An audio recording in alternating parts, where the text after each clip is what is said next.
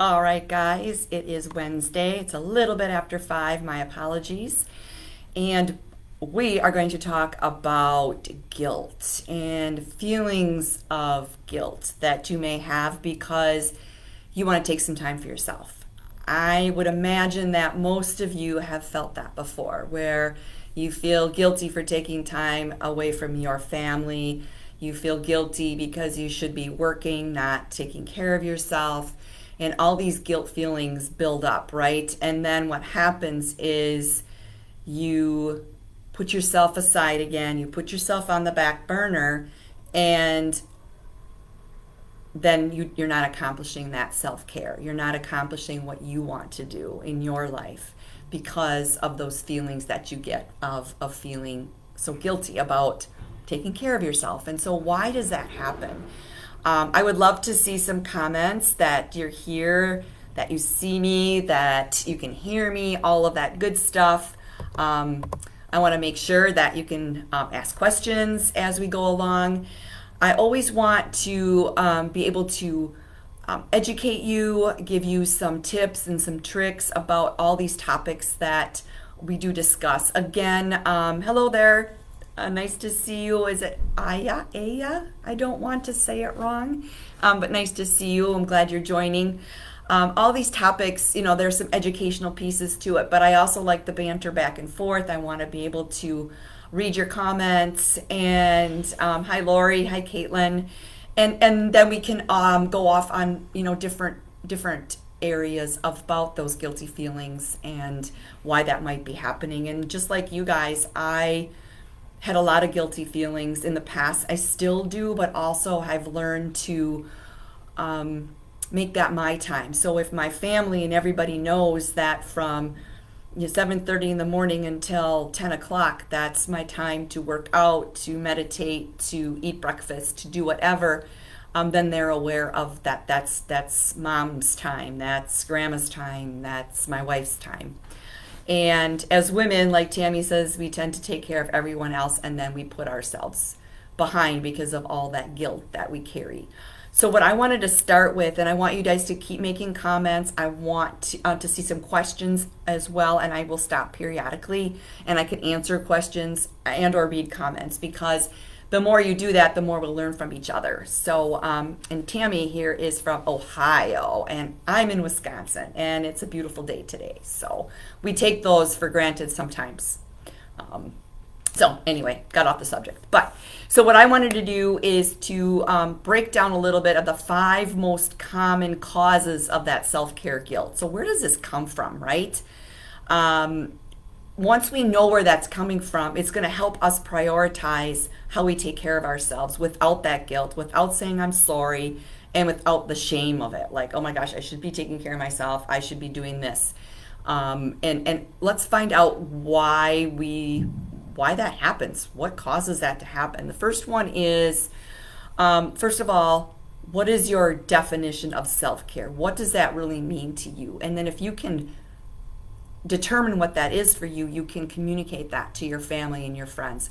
And they understand that a little bit. And when they understand that, that'll take that guilt away from you. So some people really struggle. What does that self-care mean, right? A lot of people start with kind of that obvious, like exercise, getting enough sleep, eating well. That's their self-care. But a lot of times when I drill down into that, what it comes down to is they want something that feels good. So women want to feel good. They want to be in better physical shape. Does this ring a bell? Or escape from life's many obligations, right? Escape, withdraw, pull back. But sometimes those definitions are a little bit narrow. So then what happens is you start to feel like you're overly indulgent, right? Like you shouldn't be doing that. And then you start to feel selfish when you're trying to set that time aside. So I want you guys to, and it doesn't mean that you shouldn't feel good, be in better physical shape, or escape life's many obligations, because life will always have those obligations. But how you define that self-care to yourself first and to your family and friends will help. So self-care is about physical mental, emotional, and your spiritual well-being. And when you think about that, so think about that. It's about self-care is about physical, mental, so it's physical, how you feel, like what we were talking about, but it's about physical, it's about mental, it's about your identity, your self-image, sanity, however, mental, right? Mentally, emotionally, like if you are angry, you're stressed, spiritual well-being, it doesn't necessarily mean you're religious, but it's you're not feeling yourself. It could be because of a higher power that you're not feeling connected to that. When you talk about self-care in those terms, there's nothing that's selfish about that or indulgent that you should feel shame about.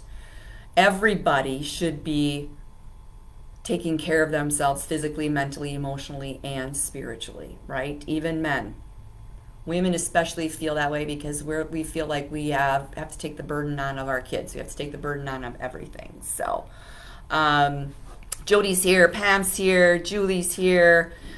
So reason number 2, we did reason number 1 is just what is that self-care definition? Again, self-care should be about physical, mental, emotional, and spiritual because that's not selfish. Not selfish at all. That is not anything to be shameful of. That is like human. That's like how you take care of yourself. It's like the human nature of it. So another reason why guilt comes because you're trying to take care of yourself is self-care as a zero-sum game. So what does that mean? That means that when you prioritize something, that means taking away from something else, that there's a cost for that. So if I go and exercise or if I invest in a program where I want to get healthy, lose some weight, feel better about myself, then something else has to give. Like there's a cost to that. And sometimes that's true for a lot of things, but it's not for your self-care. That is not true when it comes to taking care of yourself. So why isn't it a zero-sum game? So if you choose to go to the gym and work out instead of happy hour, because your work colleagues are going to happy hour, you've chosen something to do at the expense of the other, right? So you may think, oh, well, that's how that zero sum applies, but it doesn't because you're really taking care of yourself. So you're not going to happy hour because you want to exercise, you want to reach those health and fitness goals. Taking good care of yourself gives you energy, right? When you go to happy hour, you're not going to feel very good about getting up the next morning, but you're going to have more energy if you decide you're going to go to the gym you're going to go to the gym instead. Taking good care of yourself will help you stay calm under pressure. So again, it's that decreasing the stress or how you respond to stress. Stress will always be there, but it's how you respond to that. So it's staying calm under that pressure of stress. Taking good care of yourself will increase your ability to focus, right? And then you're going to be more productive at home. You're going to be more productive at work, right? And emotionally, it's going to keep your emotions in check. So taking good care of yourself will do all of those things. And you're going to be better equipped to solve big problems. Like maybe it's a problem that you've had going on for a whole week, but because you're taking care of yourself, i.e. more energy, staying calm, getting better sleep, ability to focus, all of that, you're going to be less likely to maybe snap at your kids or your husband because you've learned that to decrease that response to that stress, right? You're going to stay more calm. So proper self-care actually enables you to do more and give more to others. You become a better mom, you become a better coworker, right? By taking care of yourself. So hi Tammy, I'm glad you're here. Welcome to the group. Nice to have you talking about guilty feelings. And first of all, why do we feel guilty? There are reasons why. And so when we identify what those are, we can best understand where that guilt comes from and be able to communicate that to other people, why your self-care is more important. So Again, proper self-care enables you to serve and do more for others. So I felt like I was a better mom when I took care of myself. So my kids remember me taking them to aerobics class, and I would put toys in a corner and I would go do my exercise. And it just helped me with my day. It helped me be that better mom for them. It helped me be a better wife and a better coworker because I was taking care of myself. Did I still have guilty feelings once in a while? Yeah, but I knew that I would be a better person if I did those things and stayed active. So a lot of people still, and you guys can probably relate, that self-care is just one more thing that I have to do. I have to add it to my calendar. I have a large list. It feels like a chore. But it's because you're putting that self-care at the bottom of the list, right? Work, then family, then chores, and then other.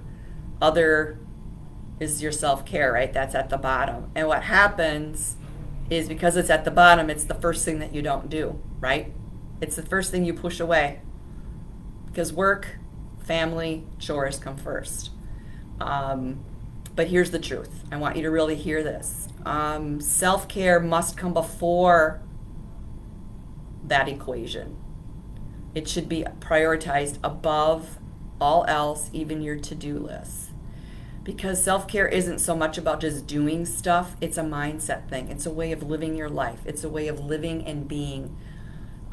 So think about it that way. It's that equation that I just said, the work, family, chores, and other should be self-care, work, family, chores, or self-care, family, work, chores. So that's how I would describe it. My family would definitely come before work. Maybe that's not the case for you, just depending on where you're at with your family. If your kids are gone, your husband's at work, maybe that is the way it is for you. So just think about that equation, but self-care must come before work, family, chores. Hopefully that makes sense. Does that make sense? Right. And like Jody says too, it sets a good example for our family as well and our coworkers if we care for ourselves, because we can say if you care for yourself, you will be that better, that better person, if you will. So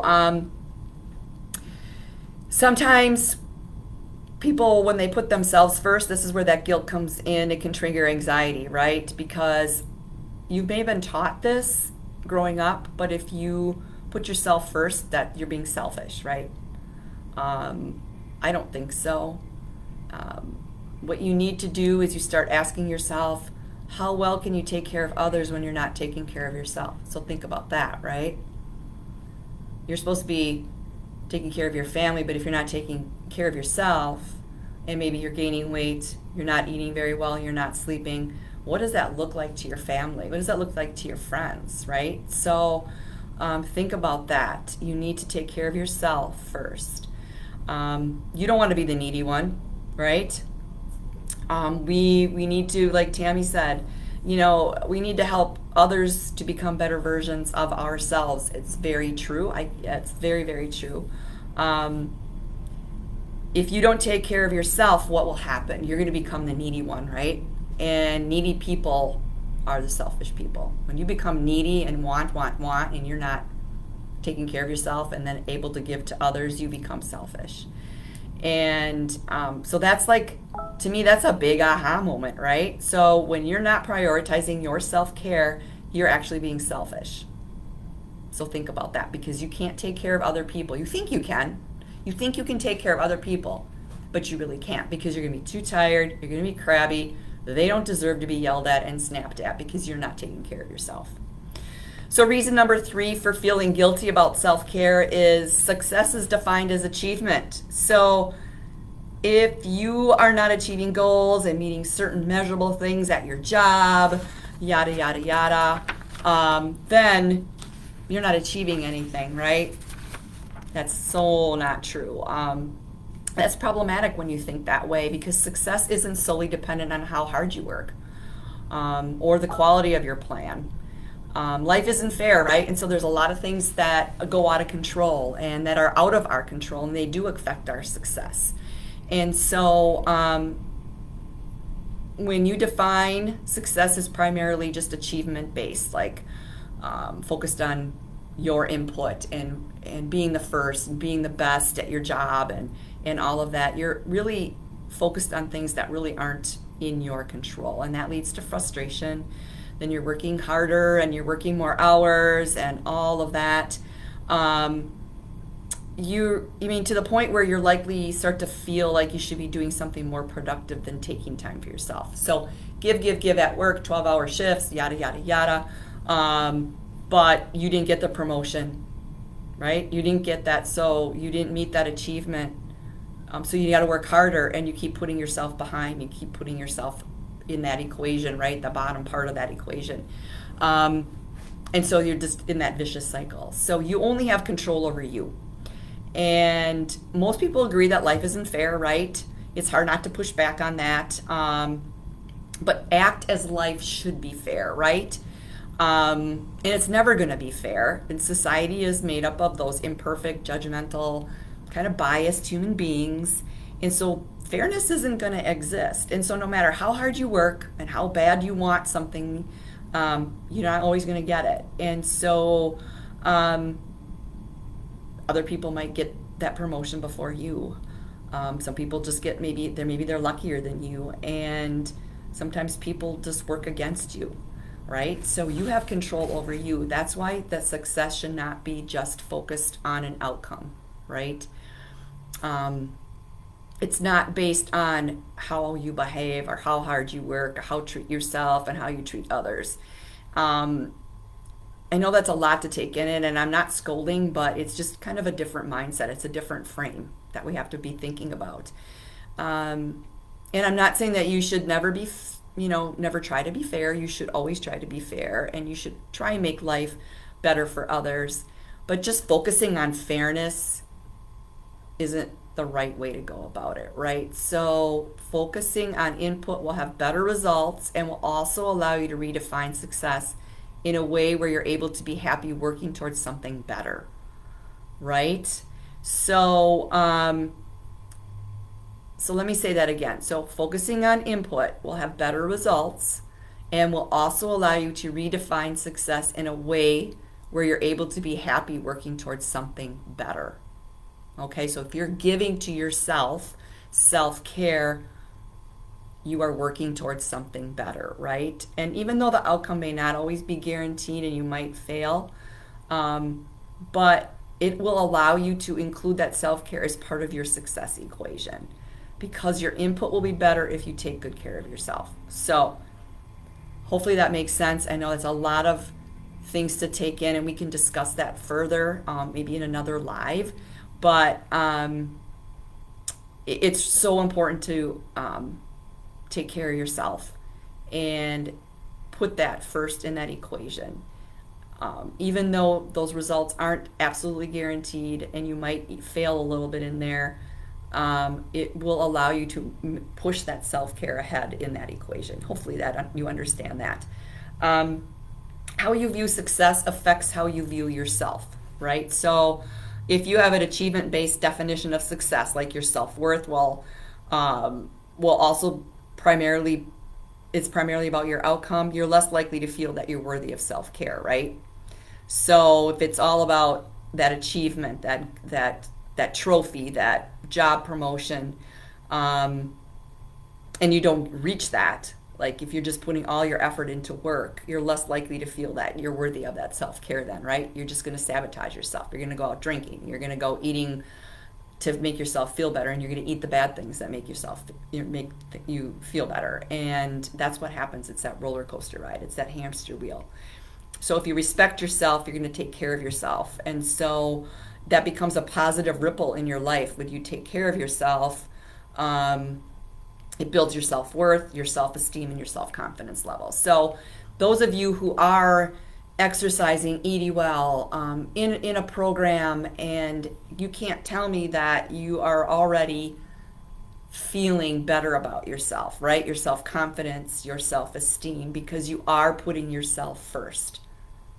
You are taking care of yourself, that equation. And so I know many of you that are watching already are feeling better about your self-esteem or your esteem levels and your confidence, right?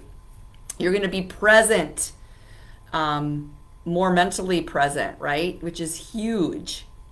And that whole self-worth and will lead to a positive outlook on life. You're going to feel better. And Jennifer, too, you put boundaries in place in a few months ago, and better thing. Yeah, it's perfect. Putting boundaries. Like, this is my time. Like I said, I take my morning 7:30 to about 10. That's my time.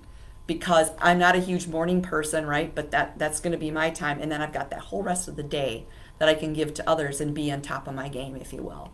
And like Jody said too, you're not much help to others if your tank is empty. If you're not feeling yourself, right? You're not going to be able to help those others. That tank is going to be empty, and you're not going to have the energy to do that. So, reason number 4 for that self-care guilt is you feel obligated to say yes. You say yes to everybody but yourself. How often does that happen, right? This one is huge. It's a biggie for my clients. You feel obligated to say yes, especially if somebody asks you to do something that maybe you have that special skill to do and you're good at, and sometimes people lay it on thick, and you feel obligated to say yes. And then who does that really hurt? It's not like you can't help others. I'm not saying you should say no all the time. But don't feel like you have to commit to something just because you do it well, or even better than somebody else. Because sometimes the best thing you can do for someone is say no. Because then they'll learn how to do it themselves. It's not like you're going to do it for them, but maybe you can guide them. It is time to say no. Making boundaries, like Jennifer said, boundaries sometimes can make you feel nervous. I bet it did. I bet it made you feel nervous at first when you're going to put these boundaries up. But saying no isn't about the no. The purpose of boundaries is to uphold your priorities, right? You're putting those boundaries in place that are saying this is a priority in my life, and you're ensuring your well-being. And there's absolutely nothing wrong with that. That's not a bad reason at all. And so those boundaries are your sacred time. Your family and friends may not like it right away, but they're going to understand it, and they're going to be able to have you in the best form of you possible because you're taking care of yourself. So you are a priority. Your self-care is a priority. I don't know how to stress that enough. And you might come into some resistance, but if you remind people, this is my time, this is my boundary, you have to do that for yourself. You are then respecting yourself. When you set and uphold your boundaries, you're not being mean or nasty or trying to hurt anybody. You respect yourself enough to do that. So when you tell me you don't have enough time to exercise, you don't have enough time to eat well, that means it's not a priority for you. You are not respecting yourself to take care of yourself. And so when you say no to someone, you're also saying yes to yourself and those you love the most. Because that way you can be the best, you can be the best self, and you're going to give to them to your best ability, if that makes sense. It's not easy, right? It's not easy, but life isn't easy. We just talked about that, right? But those boundaries are there for a reason. You know that you'll respect those that make those boundaries for you as well too, honestly, and so you'll understand that a little bit more. Reason number 5 for feeling guilty about taking care of yourself. Your time isn't your own, but your time is yours. You own it. No one owns your time. So don't give your time away, because it's not endless, right? You won't ever give that time back once you send that away. So that time that you set for yourself, that boundary, that's your time. So take control of your time by logging it, right? You need to make time in your calendar for those boundaries. I want you to write down everything that you do, the time it takes, right? So you do a time study. That's what it's called. So when you say you have zero time, I want you to log what you're doing in that time every week, right? Every day of that week. Write down everything you do, including when you're scrolling on social media, right? Even if you're doing it for 5 minutes, if you do 5 minutes every hour, that's a lot of social media. Checking emails when you're at the dinner table, when you should be eating and focusing on your family, right? Or you're getting up and down, getting snacks and things like that. Nobody likes to do that, but you'll be really, really surprised by where you're spending your time. And you need to spend that time, first of all, taking care of yourself. And you'll realize that you have time to do that if you do that time study and realize where you're wasting your time. My time is wasted. I've done this, and I don't do well transitioning from one thing to another. So I really have to be mindful of how I transition from one project to another. Especially working from home, it's easy to get distracted with different things. And if I stay focused and I block time on my calendar, those are those boundaries we talk about. It really helps me stay focused and helps me accomplish a lot in a day. And yeah, do I have days where I'm not as focused? Yes. But for the most part, you blocking those boundaries in that time will help. So that simple exercise by logging what you're doing really empowers you to change how you're treating time, because we all have the same 24 hours in a day, and I know you've heard that before.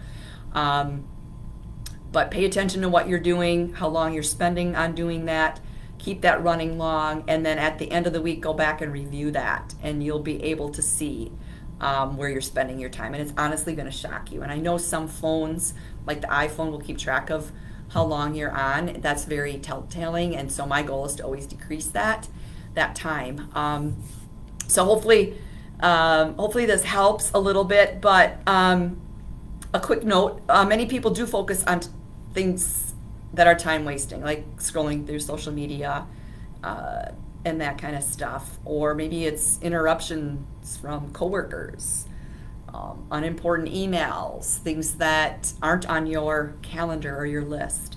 So use your time wisely, guard it, and treat it preciously, because it goes really fast. And I know you all know time goes fast, because here we're talking about our next chapter, right? How we can make our next chapter the best. And look at what happened. Where did that first chapter go, right?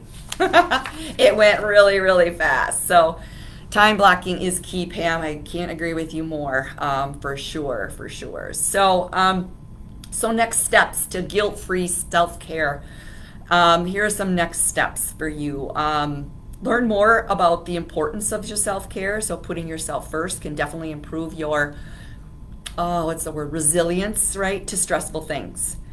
It will prevent the negative and mental effects of chronic stress, right? So learn more about that importance of self-care. And we talked a lot about what causes that. Now you know what causes that to happen, why we feel the guilt, and now you need to turn that around. And that's that equation: self-care first, then work, then family, or family, work, chores. So those 4 things, but self-care comes first, right? And it's important that you know how to start prioritizing that. So that's that equation. So I will post that also in the comments too. So the first step, again, to guilt-free self-care is learn more about the importance of it. Why is it important to you?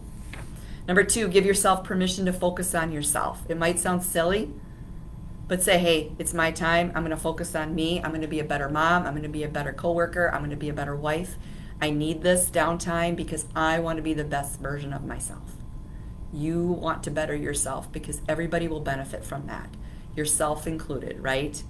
You can find a mantra that empowers you to do some meditation or read a book or go for a walk.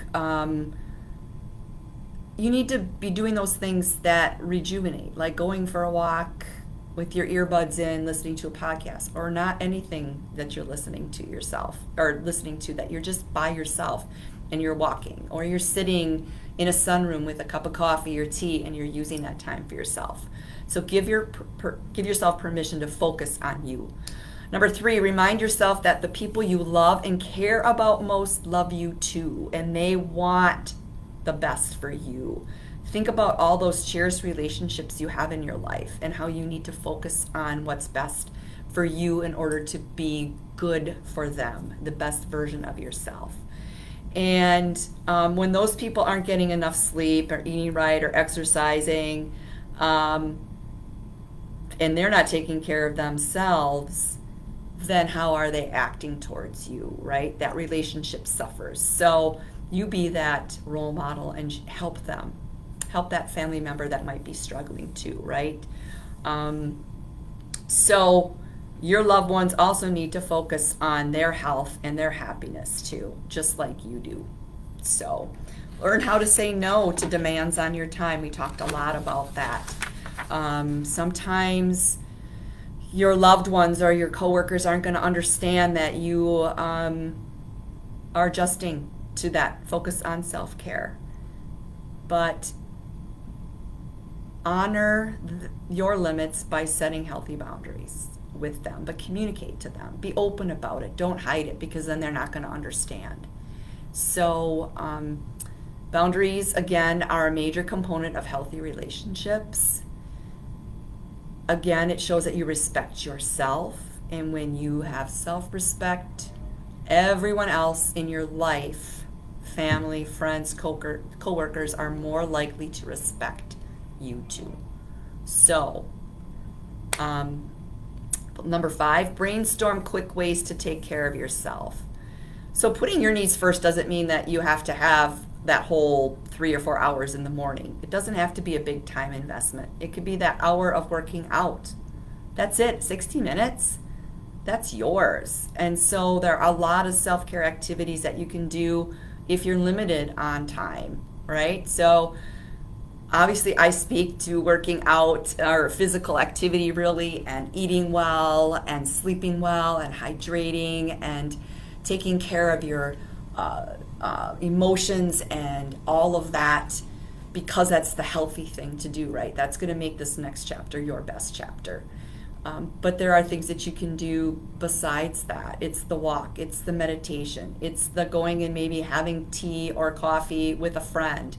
It's reading a book. It's sitting by a fire on those cold winter nights. It's walking along the beach. It's all of that is self-care, because you need that downtime. You need that time to focus, because again, you're going to be that better version of yourself. You would need to respect yourself, right?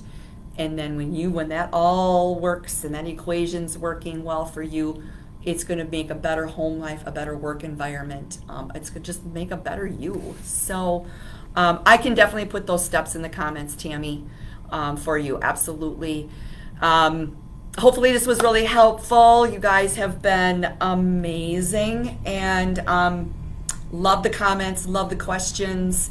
This will be put in the Facebook group under the guides section, and it's going to be titled, feeling guilty about taking care of yourself, and why do we do it, and how do we get over it? And it's important. And hopefully this helped steer you in that direction of making this an important part of your life, and that's time to yourself. And don't feel guilty about it, because you deserve it. You're worth it. And let me know if you have any questions. Put that in the comments.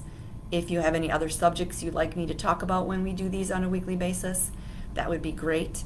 And I will see you all again next week, and I look forward to seeing you in the group as well. Take care. Nice to meet you all.